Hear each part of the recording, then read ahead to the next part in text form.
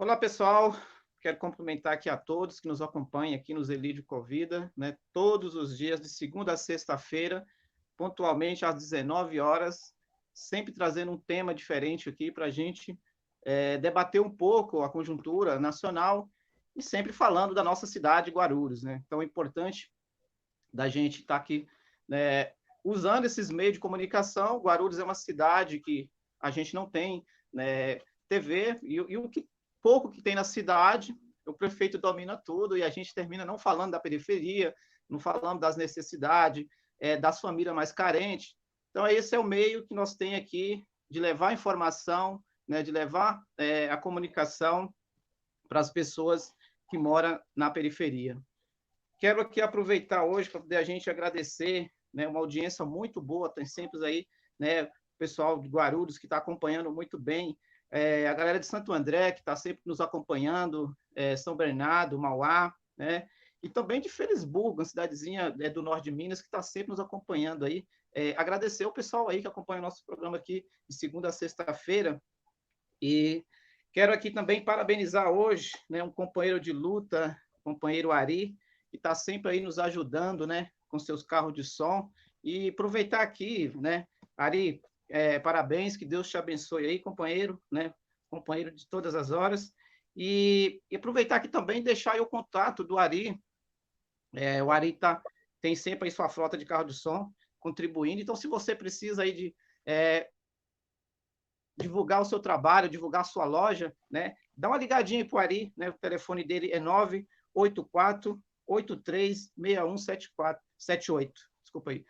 Liga aí para ele aí, que é um companheiro de luta sempre com a gente. Hoje a gente tem aqui um convidado, né? Que vai nos ajudar a falar um pouco, não só da parte jurídica, né? Que cuida aí do movimento, mas também falar um pouquinho da regularização fundiária, que é o nosso convidado de hoje, é o Ian. Ian, obrigado aí, cara, por aceitar o convite, tá? Seja bem-vindo, boa noite, cumprimento o nosso público aí para nós dar início ao bate-papo. Obrigado, Celídio. Boa noite a todas e todos que estão acompanhando a gente.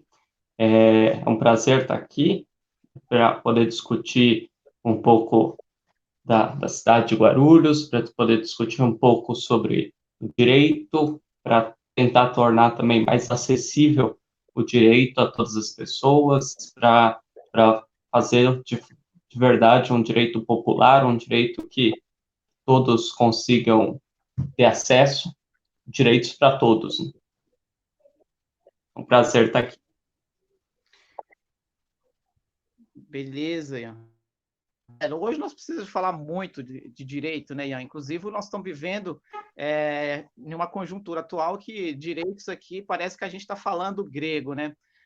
O Bolsonaro não gosta muito dessa palavra direito, né? Que ele tira o direito de toda a população, né? Do brasileiro, né? E corta todos os direitos. Então, a gente está vivendo um momento de um governo irresponsável, né? Um governo ditador, né? Que é isso, que é o Bolsonaro, né?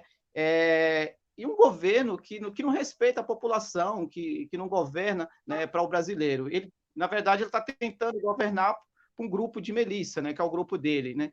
E é importante da gente falar um pouco hoje da conjuntura nacional, e inclusive uma declaração dele ontem, que é muito pesada, muito irresponsável, inclusive direcionar aí para os eleitores do Bolsonaro, você que elegeu o Bolsonaro, né, que vota nele, ainda tem coragem de ficar defendendo ele nas redes sociais, né? Ontem ele menosprezou, né, todas as famílias, né, que perdeu aí, né, os seus familiares pelo o coronavírus. A resposta dele ontem para uma repórter que fez uma pergunta para ele, né, o que ele achava, né, desse aumento das mortes que vem crescendo, e a resposta dele foi daí. E daí, Bolsonaro? E daí que as famílias estão sofrendo, Bolsonaro?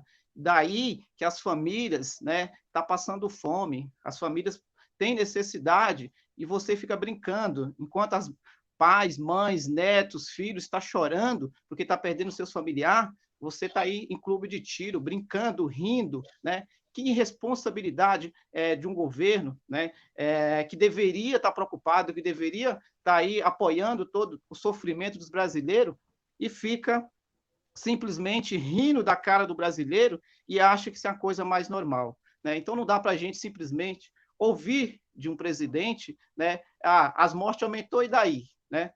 E daí que o brasileiro não aguenta mais. E daí que as autoridades têm que tomar uma decisão e chega de Bolsonaro. Não dá, é muita incompetência para um ser humano ficar falando que é um presidente e não respeita a população, né, não respeita o país que ele foi eleito para governar e acha que simplesmente dá mal resposta para a sociedade, dá mal resposta para a imprensa, é a coisa mais normal desse país. Não é não, Bolsonaro, né? Então está na hora de você pedir para sair, né? Então você que elegeu o Bolsonaro, já chega, avisa para ele, fala, Bolsonaro, já deu, a gente colocou você aí, mas pede para sair.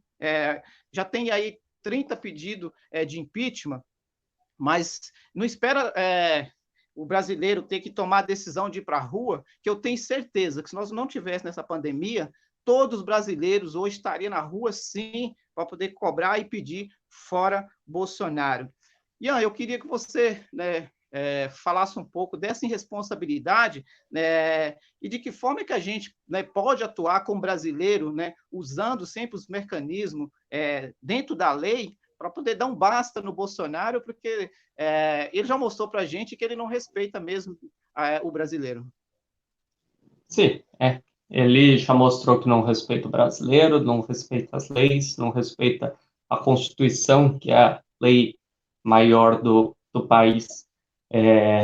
A lei, que ele já cometeu, os diversos atos dele durante o governo dele já deveriam tê-lo tirado do governo. Ele já não deveria ser mais o nosso presidente, porque ele diversas vezes já cometeu o que poderia se enquadrar em crime de responsabilidade. Inclusive, um dos artigos da lei que prevê os crimes de responsabilidade é justamente o decoro, o se comportar como se deve um presidente. E ele não se comporta como um presidente deve se portar. Ele se comporta como é até difícil de dizer como ele se comporta, como um menino, como alguém que está tentando proteger os filhos que já cometeram crimes também e está tentando fazer de tudo para que os filhos deles mimados não sejam responsabilizados. E isso só esse fato já demonstra que ele não deveria mais ser o presidente da República.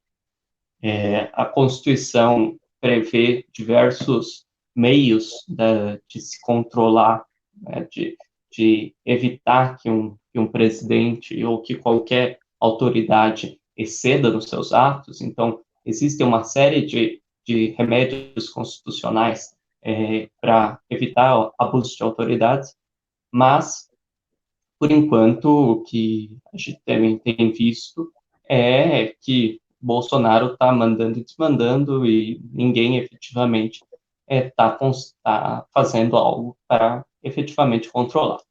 Enquanto cidadãos, eu creio que a gente pode se indignar lógico, dentro desse panorama de coronavírus, a gente não pode ir para a rua, não pode se fazer uma manifestação ocupando as ruas, mas a gente tem que mostrar a nossa indignação para mostrar que o presidente não já deu o que o Bolsonaro tinha para dar, já deu, e não pode mais seguir assim.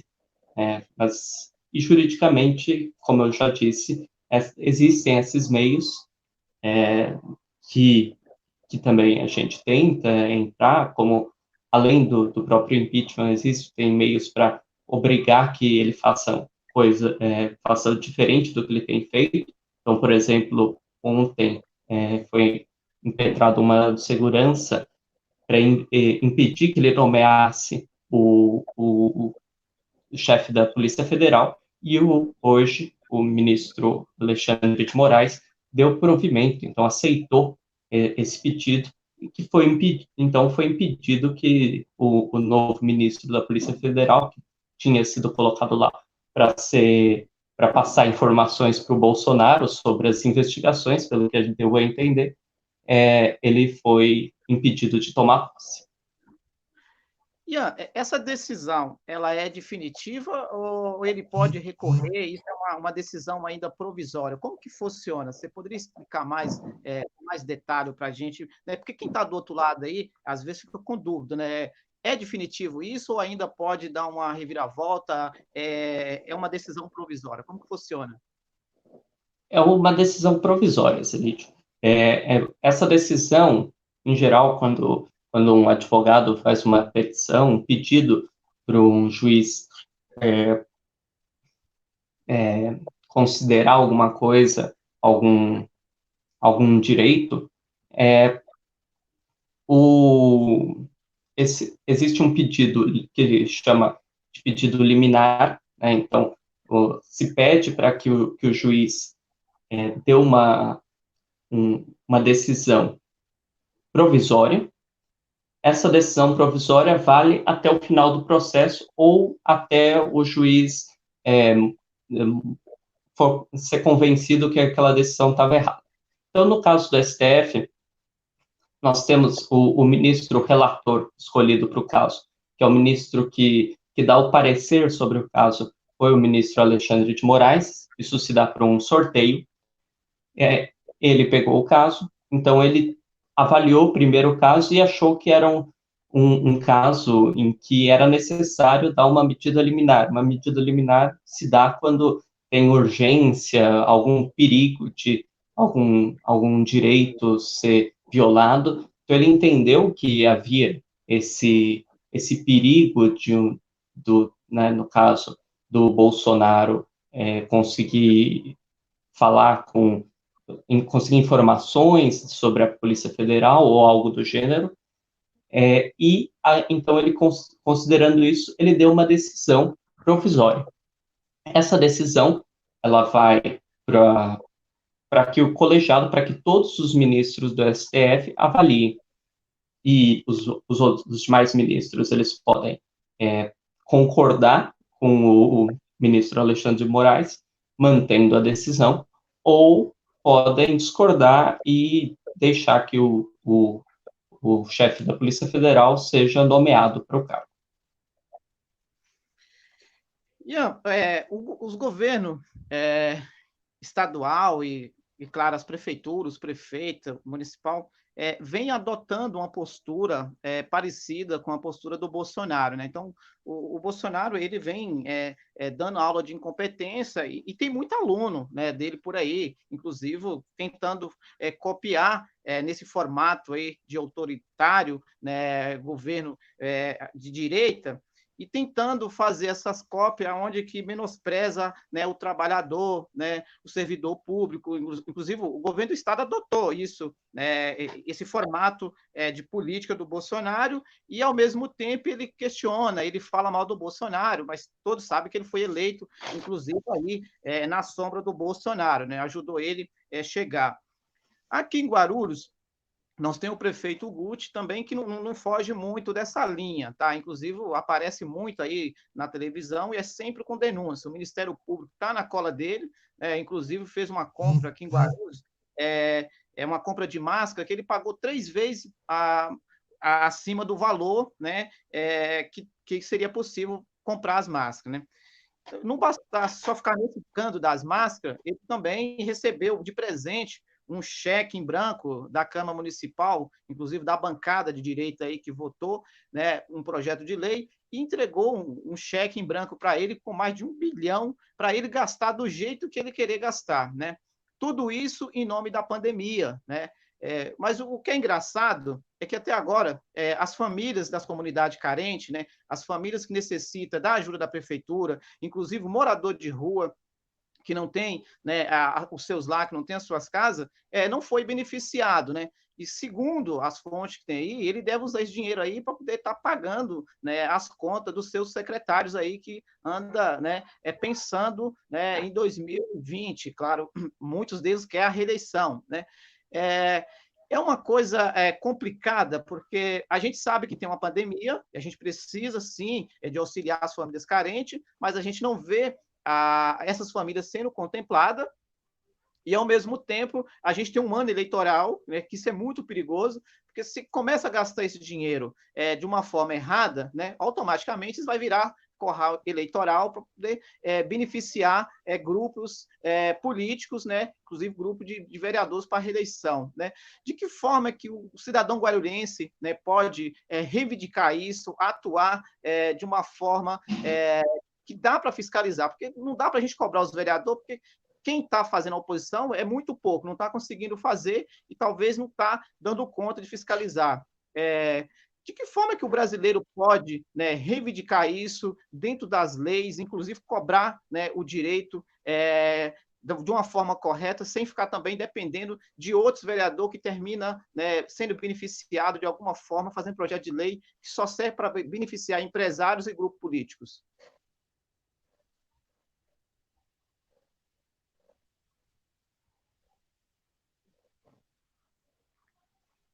Bom,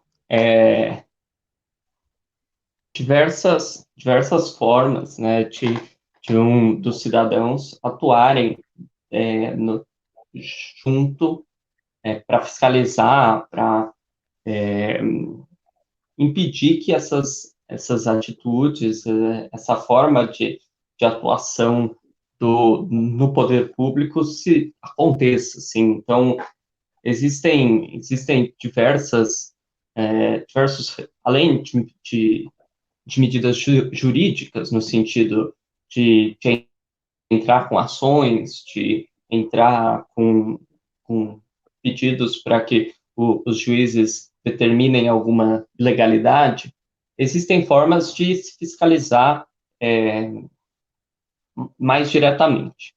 Algumas dessas formas, que são algumas previstas por leis ou pela Constituição, são os conselhos. Existem diversos conselhos municipais, por exemplo, como o Conselho de Saúde, Conselho de Habitação. São conselhos que muitas vezes acabam se tornando também dominados pelos agentes públicos, pelo Estado, que manda e desmanda lá dentro, mas são espaços que, por outro lado, tem também a possibilidade do cidadão se manifestar, pedir esclarecimentos de determinado ato do prefeito, dos secretários. Existe também outras formas, como, por exemplo, tendo suspeita ou tendo alguma prova de que há alguma irregularidade, isso pode ser encaminhado ao Ministério Público também. O Ministério Público pode tomar as devidas providências, entrar com uma ação contra o poder público. Então, por exemplo, né, um conselheiro de algum conselho, né, de saúde, de habitação, percebe que os trâmites legais não estão sendo obedecidos, que alguém está desviando dinheiro, que tem alguma falcatrua quanto à escolha de pessoas, preferência de pessoas por outra. Isso, então, o que pode ser feito é uma denúncia para o Ministério Público, nesse caso. Essas pessoas, elas também existem ações judiciais para que se entre e questione determinadas atuações do prefeito, dos secretários, como alguns exemplos, né, ação popular, mandado de segurança, que podem ser ingressados pelas pessoas ou pelo Ministério Público, pela Defensoria Pública, tem que cumprir também o papel deles de fiscalizar, de de ver se o que está sendo feito está dentro da lei e dos trâmites legais. Ian, a Constituição brasileira diz que todo brasileiro tem o direito, né, à moradia. mas isso só funciona no papel, né? O Estado não cumpre com esse dever, né, na prática, e depende dos movimentos sociais, inclusive o MTST já vem há 20 anos denunciando isso, cobrando isso, para que de prática, né, funciona, né, o que está garantido na Constituição brasileira, quando a gente faz as ocupações, quando a gente faz a denúncia, né, para dar a função social da área, né, e só que a gente termina sendo, né, de uma forma tão pesada do Estado, de colocar a polícia militar para poder bater na sociedade, que está ali denunciando e cobrando direito à moradia. Na cidade de Guarulhos, nós temos um déficit de moradia que já está passando de 163 mil, né, pessoas que dependem da moradia, né? E nós não temos uma política habitacional séria na cidade para construir moradia, né?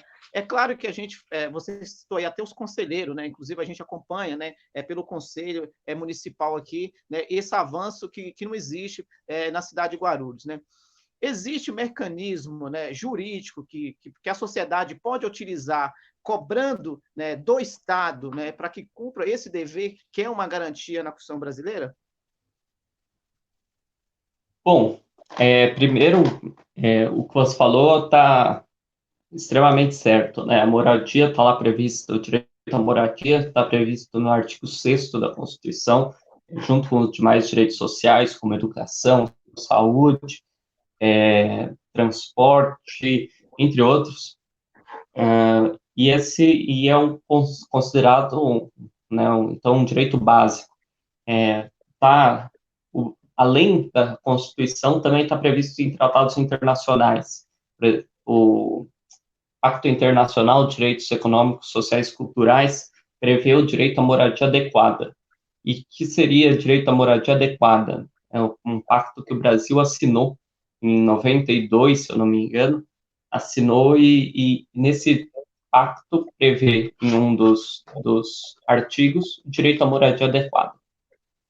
Esse direito à moradia adequada, né, existe um comitê que são pessoas que são autorizadas pela ONU a interpretar esse pacto.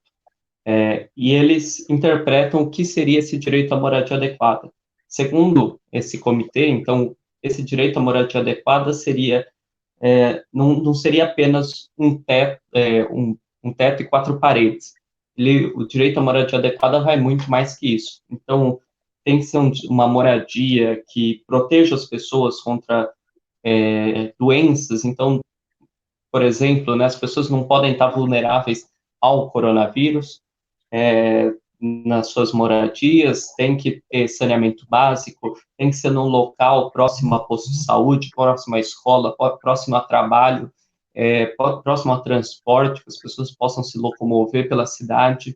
Então, não é simplesmente ter uma moradia, é uma moradia digna. Então, primeira coisa, né? E desde os anos 60, quando tiveram os primeiros programas habitacionais, como no caso da CDHU, Coab, a produção dessas moradias e a destinação dessas moradias sempre foi para um número muito pequeno das pessoas que realmente precisavam de moradia. Então, mesmo Minha Casa Minha Vida, que foi lançado em 2009, completou 10 anos ano passado, não conseguiu dar conta da demanda de habitação, de moradia inadequada que as pessoas necessitam de moradias adequadas. Então, e esse ciclo, então, a gente tem que também repensar como produzir programas habitacionais, como consolidar o direito à moradia adequada das pessoas. Então, aí você parte para a pergunta, né, com relação a como obrigar o Estado a cumprir o direito à moradia. Isso também é difícil.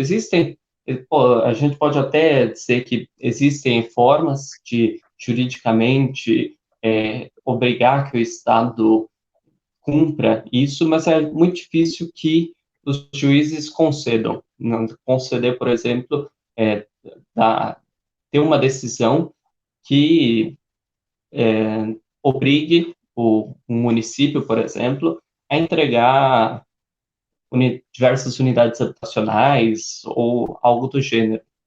Existem algumas decisões, às vezes, com aluguel social, que para concessão de aluguel social, que tem decisões positivas, mas mesmo assim, em geral, o aluguel social é extremamente pequeno valor, não, raramente dá para pagar um aluguel com aluguel social, com o que é recebido com valor, que em geral é R$ 400. Então,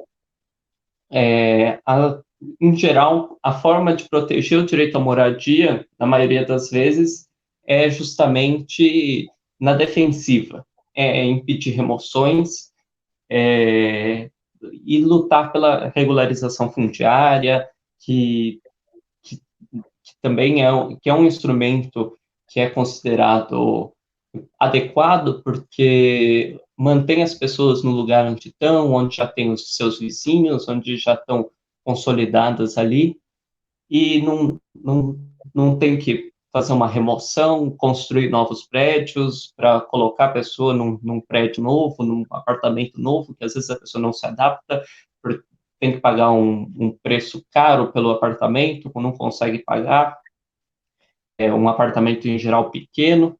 Então, a regularização fundiária aí também se aparece como uma boa alternativa nesses casos.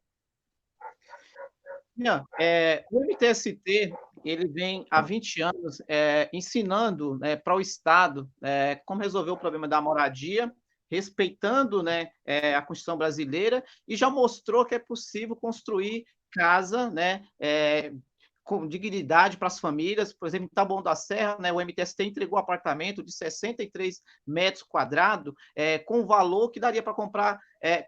Hoje, se a construtora fosse fazer, né, para cada um apartamento que eles constroem, eles ganham 2, né, eles querem vender no valor de 2 apartamentos. E o MTST mostrou, né, para o Brasil como se faz moradia, né, gastando menos e com mais qualidade, né? Na Zona Leste, também, agora em junho, o MTST deve entregar, né, mais de 200 unidades lá para as famílias do condomínio Dandara, né, que vai ser contemplado. Ocupação essa que eu fiz parte do começo também, tenho orgulho dessa ocupação Dandara ali na Zona Leste de São Paulo. Inclusive, mandar um abraço para toda a coordenação da Zona Leste, inclusive do Dandara, da Copa do Povo, né? Na Copa do Povo, que fica também ali na Zona Leste, vai ser um condomínio de 2.650 unidades, né?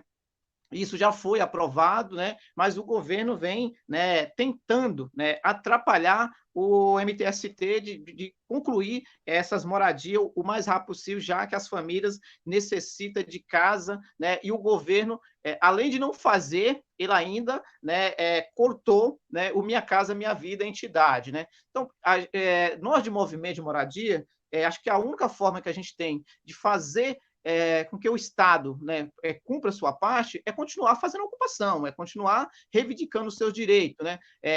Hoje nós temos muita área abandonada, inclusive em São Paulo tem muita terra ainda, Guarulhos tem muita terra abandonada, que não dá nenhuma função social e falta moradia. Quando a gente fala da moradia no Estado, é uma contradição, né? Você pega as áreas, né? Você pega áreas aí de 200, 300 mil metros quadrados, e os impostos que estão ali para poder ser pago dessas áreas é 2 vezes maior do que vale aquela terra, né? E por que os governantes, os prefeitos, os governos do Estado, né, não cria projetos, né, que obriga, né, esses empresários ou dar uma função social para essas áreas ou construir moradia para a família de baixa renda? Já que, quando você fala de moradia, você está gerando emprego, né? Você colocou muito bem na sua fala, né, que quando se fala de moradia, não basta ser uma quatro paredes e um teto, né? Tem que ter escola, tem que ter, né, um atendimento na saúde, tem que ter transporte, tem que ter tem que ter água, tem que ter luz, e tudo isso gera, né? Isso vai gerar emprego, isso vai gerar renda, isso vai gerar imposto, né? O brasileiro, principalmente o pobre, ele paga. Quem não paga é rico. Rico não paga, rico dá calote, né? Mas o pobre, ele paga as suas dívidas sim, né?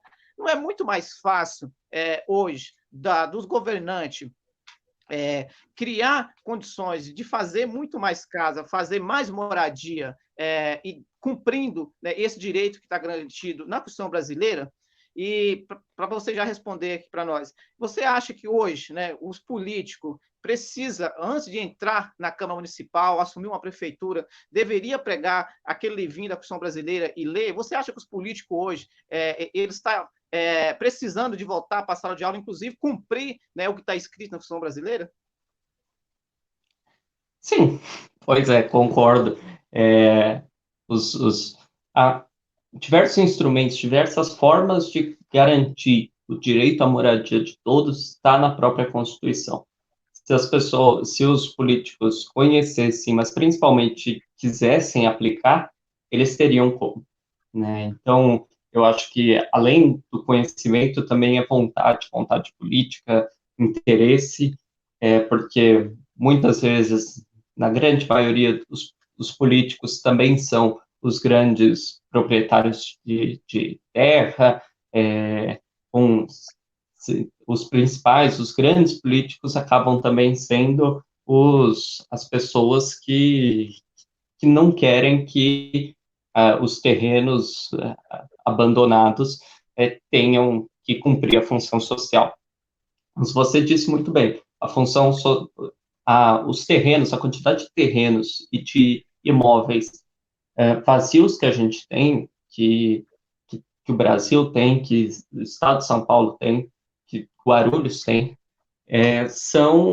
daria para construir ou já ter moradia para toda a população, para todos os que precisam de moradia. Então, falta aí vontade política e,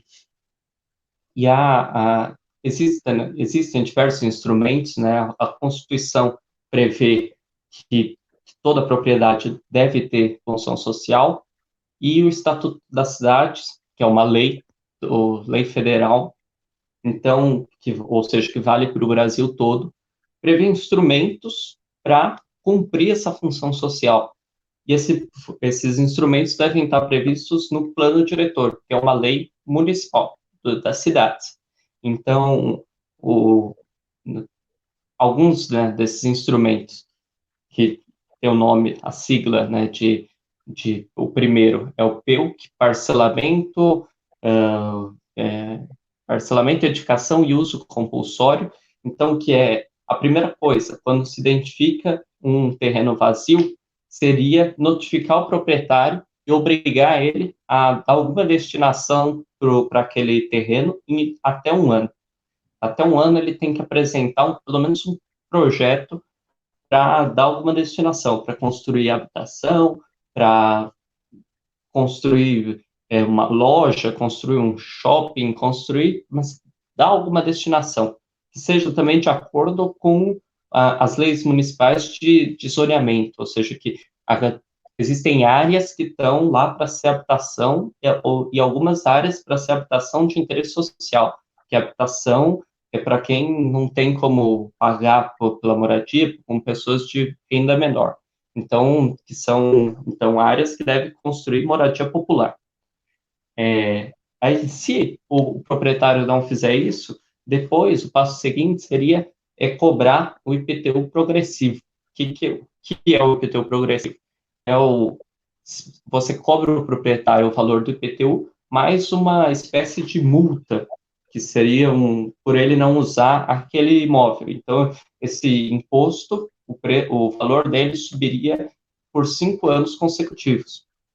E, por fim, a última etapa seria, depois desses 5 anos e da obrigação dele de parcelar, edificar ou usar o terreno, seria justamente o município desapropriar, pegar o terreno para ele e pagar o proprietário com certidão de dívida. Então, seria um título para o proprietário que resgataria no futuro. Então, seria uma compra como uma espécie de punição por ele não usar aquele terreno. Mas o que, infelizmente, a gente vê é que os municípios não fazem isso.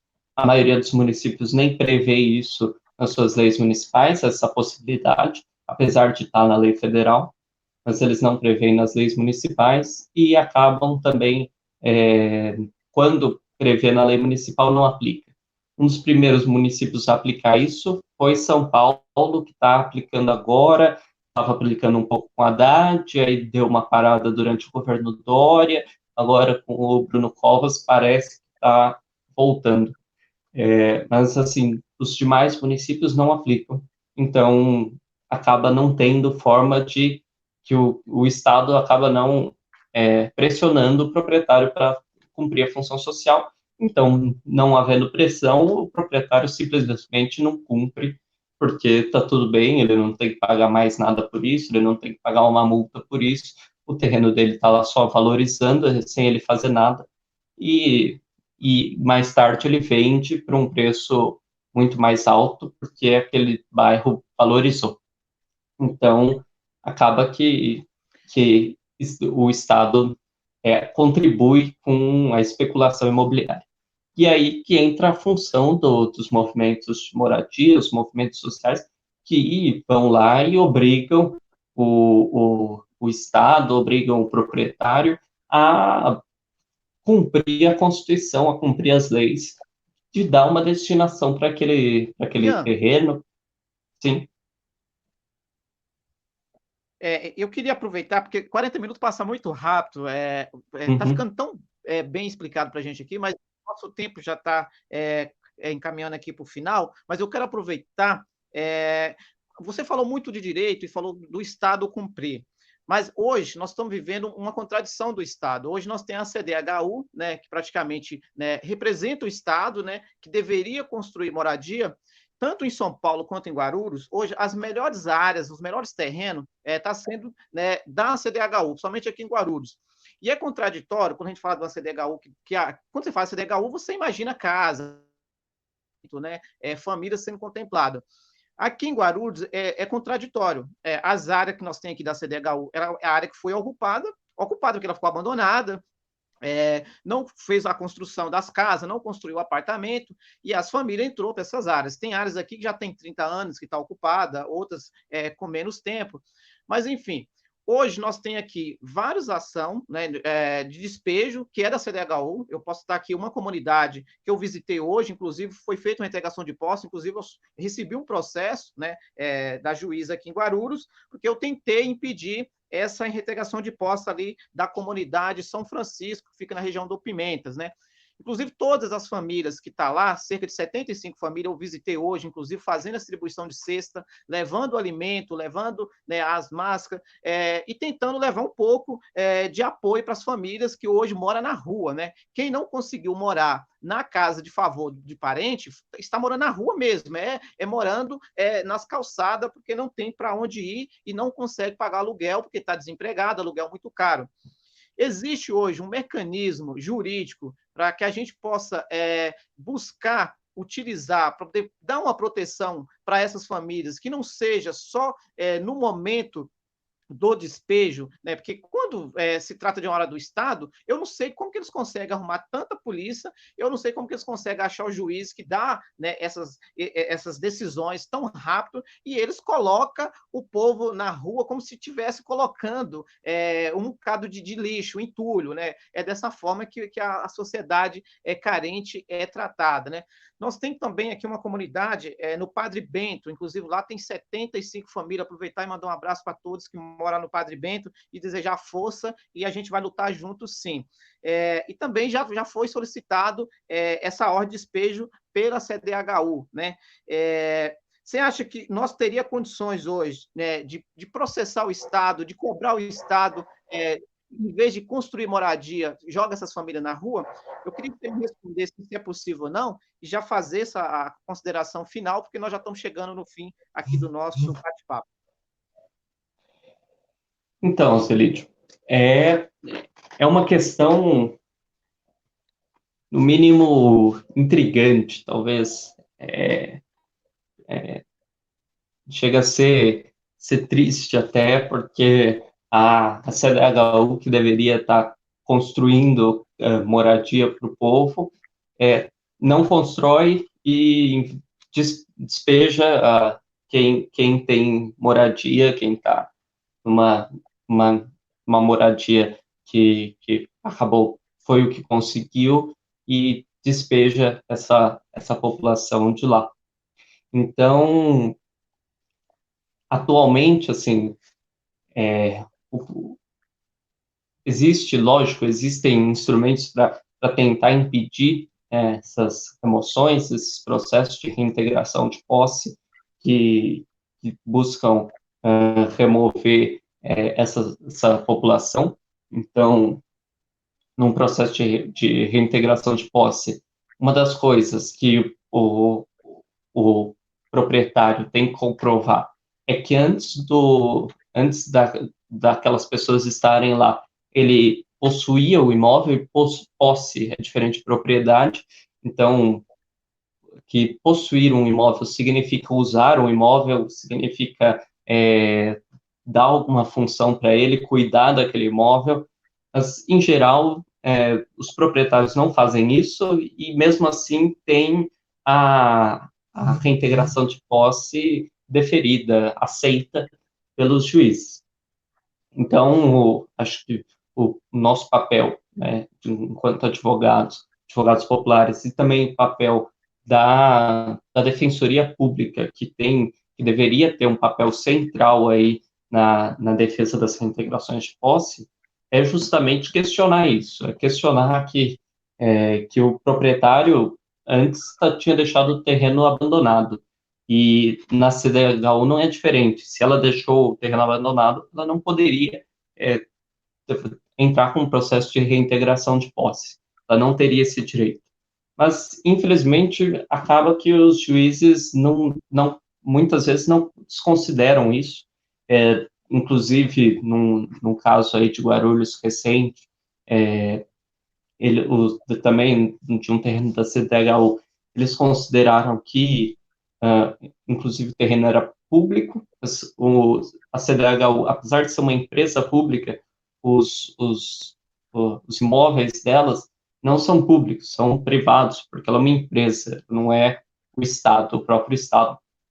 Então, e mesmo assim, então ele considera que o imóvel é público, e se é público tem que ter reintegração de posse, sendo que não seria isso, sendo que isso está errado, não faz sentido nenhum. Mas, além disso, né, existe também, se as pessoas estão lá, né, sendo um imóvel privado, no caso da CDHU, como eu já disse, é um imóvel privado, e as pessoas estão lá há mais de 5 anos, além de não poder ter a reintegração de posse, a pessoa já tem direito à propriedade daquele imóvel por causa da usucapião que também está prevista na Constituição, que depois de 5 anos, uma pessoa que não tem outro imóvel e ocupa um imóvel de até 250 metros quadrados, ela tem direito de ter aquele imóvel registrado em propriedade dela. E isso é uma outra forma que a defensoria, que nós, os advogados, temos de alegar lá e falar, ó, essas pessoas aqui estão lá há mais de 5 anos, então elas não podem ser reintegradas mais, elas têm direito à propriedade, então elas têm mais direito do que a CDHU, por exemplo. Então, mas é uma questão também que muitas vezes acabam que os juízes não ouvem isso, porque os juízes também são grandes proprietários, os juízes também recebem uma fortuna e acabam decidindo em favor dos amigos deles. Infelizmente. Muito bom, cara. Ficou bem esclarecedor para a gente aqui. Eu sei que falta muita coisa que eu gostaria ainda de te fazer pergunta, mas o tempo não vai me permitir mais. Queria ver se a gente pudesse depois marcar mais um bate-papo, e eu queria explorar um pouco a regularização fundiária, mas hoje não vai dar tempo. Vou ver se é possível depois de a gente acertar aí, se tiver um tempinho, para a gente falar um pouquinho disso. Ian, eu quero te agradecer, obrigado mesmo, de coração, foi muito esclarecedor, muito bom papo aqui, principalmente para nós de Guarulhos. Quero aproveitar aqui para agradecer a Maria, a Luciana, a Tia Zuca, a Célia, a Josi, o Osmar, Elisângela, Cabral, a Zéza, a Beth, a vereadora Geniro, que está sempre com a gente, o Michael, o João e a Edileuza, e pedir a todos aí que continuem nos acompanhando, a gente sempre vai estar trazendo aqui um convidado para poder trazer uns temas para a gente estar sempre discutindo, e deixa aí a sua opinião, deixa aí a sua sugestão, o que você quer que a gente discute aqui, tá? É só deixar aí na nossa página, que a gente vai sim trazer o convidado de acordo com aquilo que você nos ajudar aí para poder melhorar a nossa cidade. Ian, obrigado, tá? Um abraço aí para você, sucesso aí no seu trabalho, tá? E precisar da gente estar por aqui. Valeu. Obrigado, Celite. Um abraço para todos e todas aí que estavam vendo e ouvindo a gente. Foi um prazer estar aqui. Sempre que precisar, pode contar que eu estou disponível aí para mais um bate-papo. Tamo junto. Tamo junto.